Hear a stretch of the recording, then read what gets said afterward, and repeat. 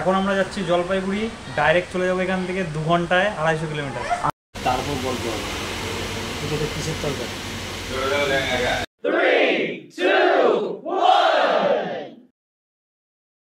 নমস্কার বন্ধুরা, কালেক্টিং মেমোরিজের একটি নতুন ব্লগে সকলকে স্বাগত। আমি সৈকত। আমাদের আজকে একটি নতুন বাইক ট্রিপ শুরু হচ্ছে।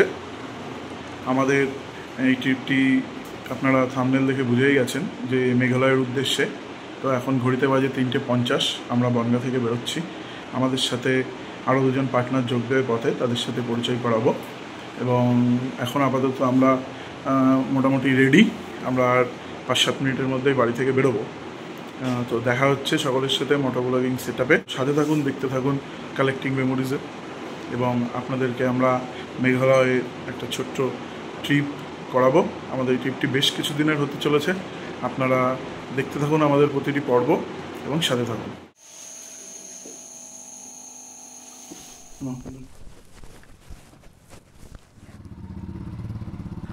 তো বন্ধুরা, এখন ঘড়িতে বাজে ঠিক 4:05। আমরা বেরোলাম আমাদের বাড়ি থেকে। আর এই যে আমাদের মাঠে এখনও দুর্গাপুজো সবই শেষ হয়েছে, তার বাস এখনও বাঁধা রয়েছে। চারিদিকে এখনও কেউ ঘুমের থেকে ওঠেনি। আমরা আমাদের যাত্রা শুরু করে দিলাম। আর এই উঠে গেলাম আমরা যশোর রোডে।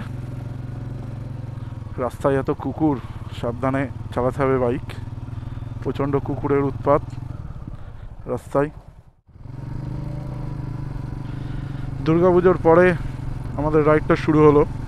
আর জানি না ক্যামেরায় দেখতে পাচ্ছেন কি না, এই রাস্তার ওপরে, এটা আমাদের বনগাঁ চাকদা সড়ক, রাস্তার উপরে কঙ্কালসার বাঁশের স্ট্রাকচারগুলো দাঁড়িয়ে আছে। কয়েকদিন আগে এইসব বাঁশের স্ট্রাকচারেই আলো ঝলমল করছিল। এই রাস্তা দিয়ে বাইক তো কি, একটা মানুষ সোজাভাবে হেঁটে যেতে পারছিল না, এতটা ভিড় ছিল। আর আজকে সব ফাঁকা। নিমেষের মধ্যে 5টা দিন কীভাবে কেটে গেল। আজকে আমাদের প্ল্যান ছিল 3:30 নাগাদ বেরোবো, কিন্তু সেটা সম্ভব হয়নি। আর এই যে বনগাঁর বিখ্যাত অগ্নিকন্যা পার্কের গেট। তো চলুন কিছুটা এগিয়ে যাই, গিয়ে দেখা হচ্ছে। তো বন্ধুরা, আমরা চাকদা চৌমাথা পৌঁছে গেছি। এখন ঘড়িতে বাজে 4:45। তো আমরা এখান থেকে রাইট সাইড নিয়ে নেব এবং ধরে নেব কলকাতা শিলিগুড়ি রোড। রাস্তার অবস্থা বনগাঁ থেকে খুব একটা ভালো ছিল না, এই জন্য বেশ কিছুটা সময় লেগে গেল। আর এই হলো চাকদা চৌমাথা। এবার আমাদের টান টান বাইক চলবে আপ টু কৃষ্ণনগর, না তার আগে শান্তিপুরে আমাদের দুজন পার্টনার তার মধ্যে একজনকে আপনারা আমাদের আগের নর্থ বেঙ্গল সিরিজে দেখেছেন। তো সেই রাজ আমাদের সাথে জয়েন হবে, তার সাথে আরেকজন বন্ধু। এই দুজন আমাদের সাথে জয়েন করবে শান্তিপুর থেকে।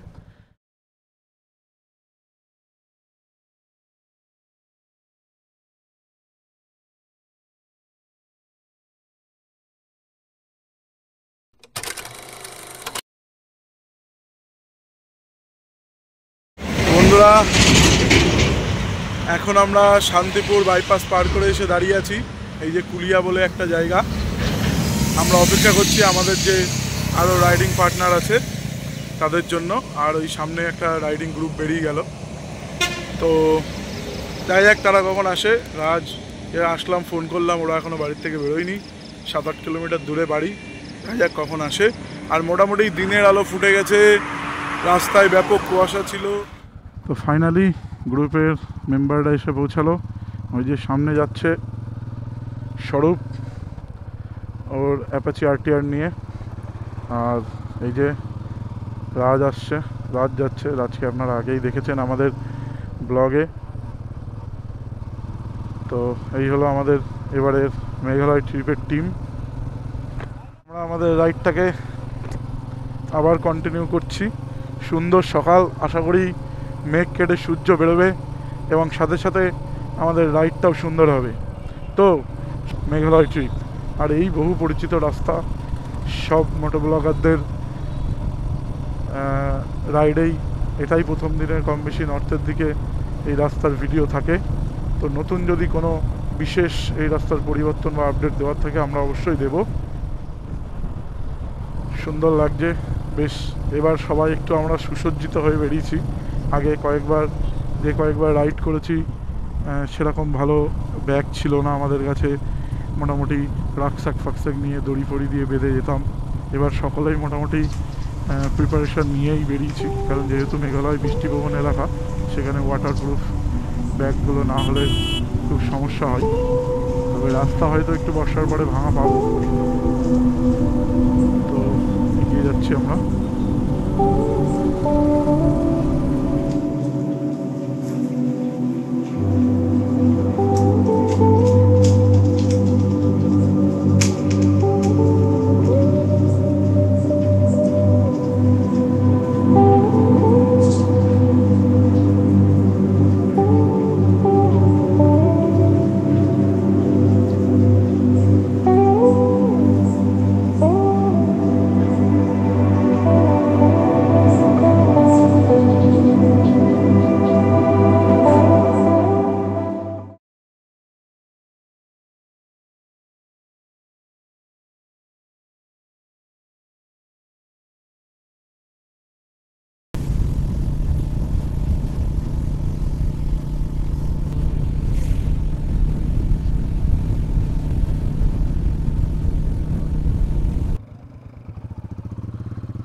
তো বন্ধুরা, আমরা বহরমপুর বাইপাসের উপরে একটু সময় কাটালাম, 10-15 মিনিট মধ্যে একটু দাঁড়ালাম, একটু জল খেলাম, তারপরে আবার আমাদের গন্তব্যের যাত্রা শুরু করলাম। তবে বহরমপুর বাইপাসের রাস্তাটা আর আগের মতো সুন্দর নেই মনে হচ্ছে, কারণ শুরুতেই দেখছি বেশ কিছু জায়গা ড্যামেজ হয়ে আছে রাস্তা। তবে ভিউর কোনো পরিবর্তন নেই, ভিউ যেমন আগে সুন্দর ছিল তেমনই আছে, কিন্তু রাস্তার মসৃণতা একটু কমে গেছে। ঠিক আছে, আবার ঠিক হয়ে যাবে, এটা কোনো ব্যাপার না। তো সূর্যের আলো ভালোই ফুটেছে, বেশ গরম লাগছে জ্যাকেট পরে। আমরা একটু টেনশন করছিলাম যে সূর্য উঠবে কিনা, মেঘলা থাকবে কিনা, কিন্তু নীল আকাশ দেখা যাচ্ছে, খুব ভালো লাগছে। কারণ রেইনকোট পরতে হলে খুব অস্বস্তি লাগতো, রেইনকোট পরে বাইক রাইড করতে ভীষণই সমস্যা হয়।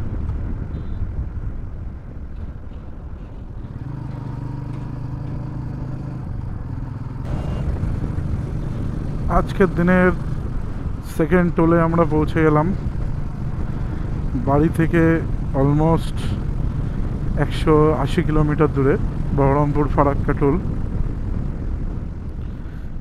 এটা আমাদের আজকের দিনের সেকেন্ড টোল। এই টোলটা বেশ সুসজ্জিত, কিন্তু টোলটা বন্ধ আছে মনে হয়, নাকি আছে খোলা বুঝতে পারলাম না।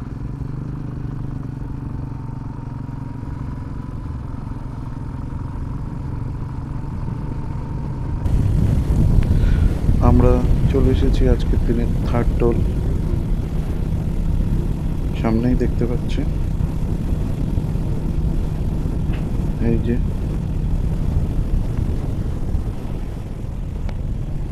আকাশটা কিন্তু বেশ পরিষ্কার।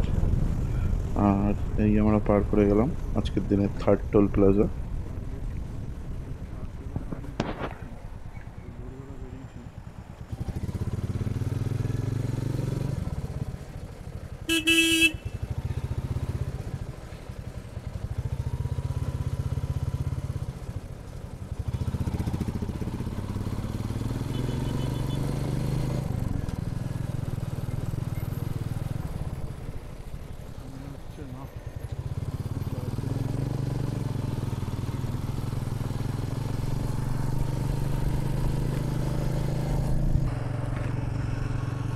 আমরা এখন মোটামুটি ফারাক্কা থেকে 30-32 কিলোমিটার দূরে আছি।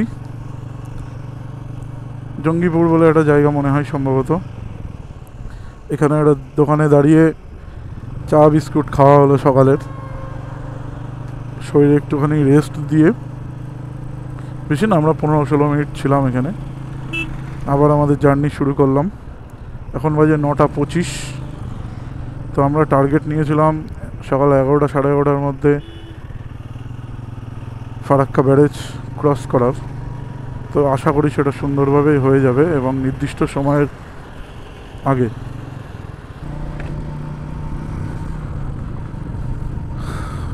আকাশে রোদ্দুর পুরো চড়া, ওয়েদার ক্লিয়ার। এই একটু আগেই রেস্ট নেওয়ার সময় মোবাইলে খবর পেলাম দার্জিলিংয়ের ওয়েদার খুব ভালো হয়ে গেছে, 10 তারিখ থেকে একদম ক্লিয়ার থাকবে। আজকে 7 তারিখ, আমরা যাচ্ছি। আমরা দার্জিলিং যাব না যদিও, তবুও ওইদিকের ওয়েদারটা ক্লিয়ার হয়েছে শুনে ভালো লাগছে। এবং যতটুকু যেদিকে বন্যা পরিস্থিতি হয়েছিল ভগবানের কাছে চাইব সেটা যেন ঠিক হয়ে যায়, মানুষ যেন স্বাভাবিক জীবনে ফিরে আসে। আর আমরা এখন চলেছি ফারাক্কা ব্যারেজের দিকে। আমরা ফারাক্কায় ঢুকে গেছি, খুব শিগগিরই ব্যারেজের উপরে উঠব। আপাতত দেখে মনে হচ্ছে রাস্তা ফাঁকাই আছে, দেখা যাক কেমন। হ্যাঁ, ওই রাস্তাটা যে কবে চালু হবে। দেখো গাড্ডা, দেখো গাড্ডা, দেখো ডান দিকে ফেলে কেউ অসভ্যের মতো, ডান দিকে থুতু ফেলে রাস্তা। আর এই যে ফারাক্কার জল, দুপাশেই বেশ জলের প্রকোপ বেশ আছে, টইটুম্বুর দুপাশেই জল, কিন্তু রাস্তার অবস্থা কিন্তু খুব খারাপ। সকাল লোকজন দেখছি ওপর দিয়ে গাড়ি নিয়ে চলছে।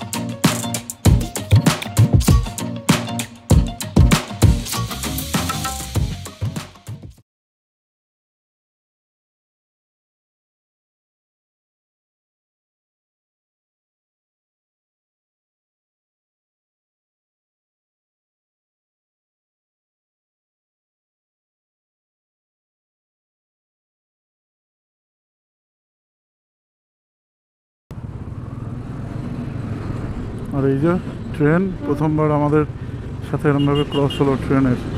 আগে কোনো দিন এইভাবে আমার এখান থেকে যাতায়াতের পথে ট্রেন ক্রস হয়নি।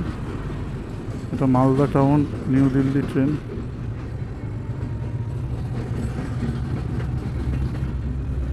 এই দৃশ্যটাও ক্যাপচার করতে পারবো ভাবিনি। আমি সবে ক্যামেরাটা বন্ধ করে দিতে চাইছিলাম, তার মধ্যে হঠাৎ করে ট্রেনটা ঢুকে গেল। আবার ওপাশ থেকেও কিন্তু একটা ট্রেন যাচ্ছে, মেবি মালগাড়ি। হ্যাঁ, ওপাশ থেকেও মালগাড়ি যাচ্ছে।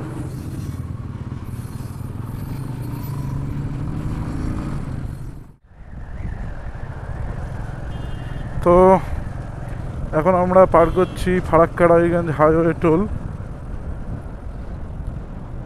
আমরা ফারাক্কা ব্যারেজ পার করে এসেই এই টোলটি।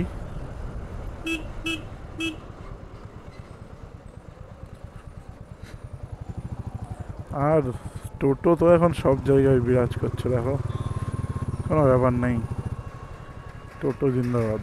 আমি টোটো, ইঞ্জিন ভ্যান, অটো এদেরকে খুব সম্মান দিয়ে রাস্তায় চলি, কারণ হলো এরা যে কোনো মুহূর্তে রূপ বদলে যমরাজ হয়ে যেতে পারে। সেই কারণেই দেখবে আমরা এবার সকালে একটু ব্রেকফাস্ট করব সামনে, দেখা যাক কোথায় ব্রেকফাস্ট করা যায়। খিদেও পেয়েছে কম বেশি। এখন বাজে 10টা 10। একটু খাওয়া দাওয়া করে ওখানে একটু রেস্ট নিয়ে তারপরে আবার টান টান শুরু করব। এরপরে রাস্তা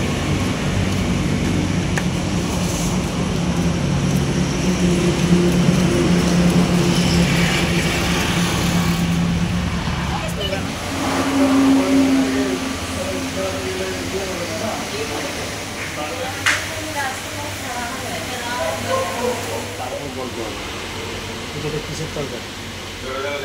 তাই না যেমন বললাম না ভাত করলে এই যে রাজ একা, এই যে রাজের প্লেট, এটা এই সব রাবড়ি একা শেষ করেছে রাজ। এইসব খোরাক বেড়ে গেছে এই ছেলের। এখন আমরা যাচ্ছি জলপাইগুড়ি, ডাইরেক্ট চলে যাবো এখান থেকে 2 ঘন্টায় 250 কিলোমিটার। আমরা যেতে পারি না পারি, এই যে এই ছেলেটা, এই যে স্বরূপ, এ ঠিক ডাইরেক্ট এখান থেকে জলপাইগুড়ি পেইং গেস্ট হোটেলে পৌঁছে যাবে ডাইরেক্ট।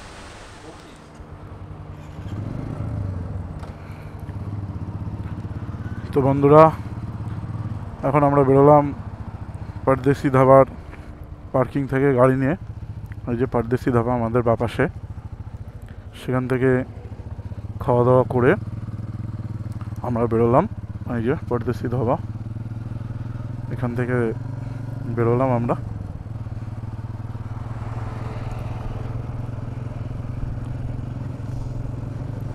এবার একটু খাওয়া দাওয়া হয়েছে, পেটটাও ভারী হয়েছে। এবার আর আগের মতো অত ফাস্ট রাইড হবে কিনা বলতে পারছি না, তবে আমাদের এখনও প্রায় 257 কিলোমিটার রাইড করতে হবে।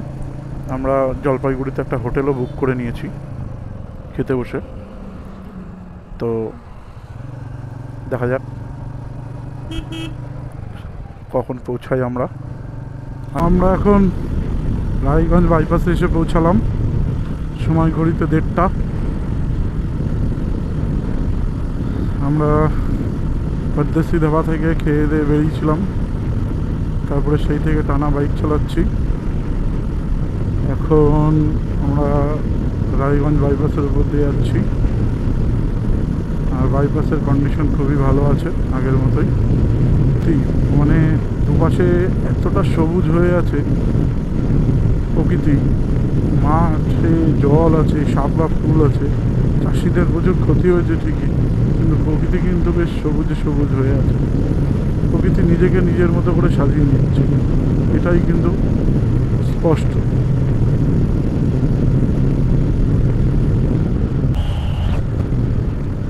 আর এই বাইপাসটা আমার অসামান্য লাগে,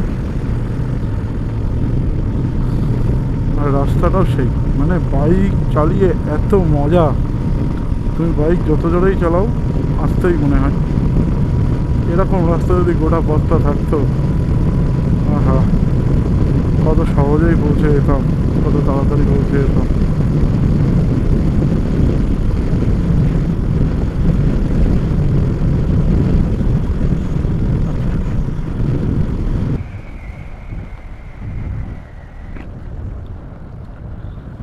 তো বন্ধুরা, এখন বাজে 2:26, সরি, হ্যাঁ 2:26, আর আমরা পৌঁছালাম ডালখোলা পূর্ণিয়া মোড়। এখান থেকে আমরা ডান দিকে নিয়ে নেব।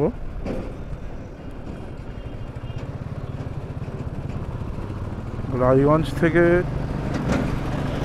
ডালখোলা পর্যন্ত যে রাস্তাটা এখনও সুন্দরই আছে, তবে জায়গায় জায়গায় তাপ্তি মারার ফলে একটু উঁচু হয়ে গেছে, এবং একটু দেখে না চালালে, জোরে স্পিড থাকলে গাড়ি বিপদ হতে পারে। তাই যারা এখন আসছেন বা আসছো, তারা কিন্তু একটু সাবধানে দেখে চালিয়ে। আমি মোটামুটি 80+, 90 এরকম স্পিডে এসছি, তো সেক্ষেত্রে 2-1 জায়গায় আমার একটু অসুবিধা হয়েছে, সেই জন্যই তোমাদেরকে সাবধান করা।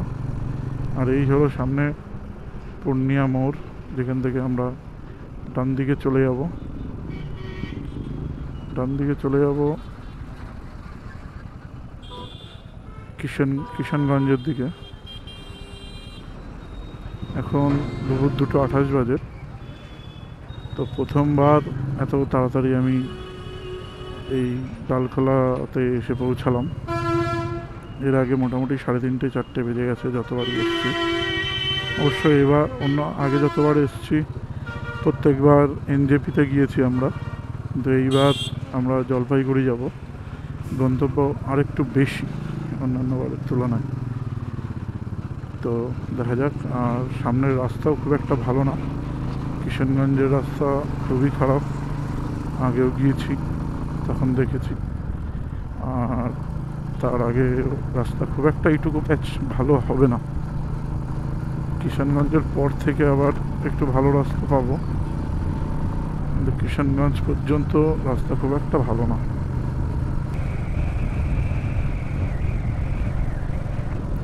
আমরা এখন ডালখোলা থেকে সোজা কিষানগঞ্জের দিকে এগিয়ে যাচ্ছি।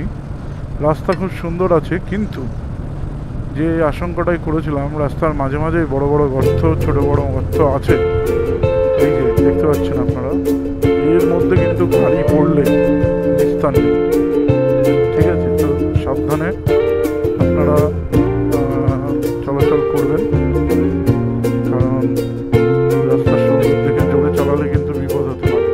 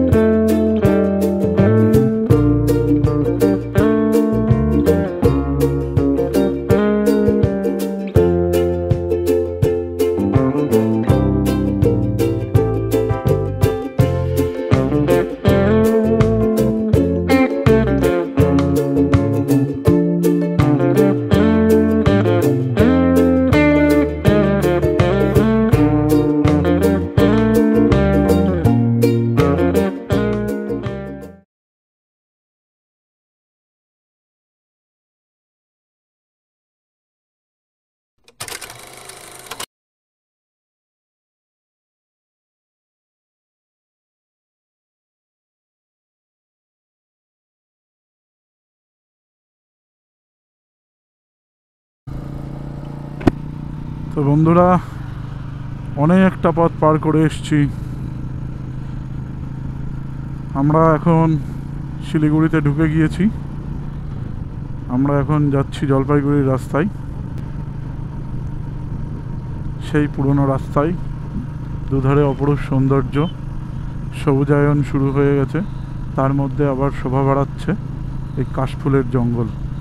এত দারুণ লাগছে এই রাস্তাটাই। আমরা একদম বাইকের স্পিড কমিয়ে দিয়েছি, একদম রিল্যাক্স হয়ে যাচ্ছি।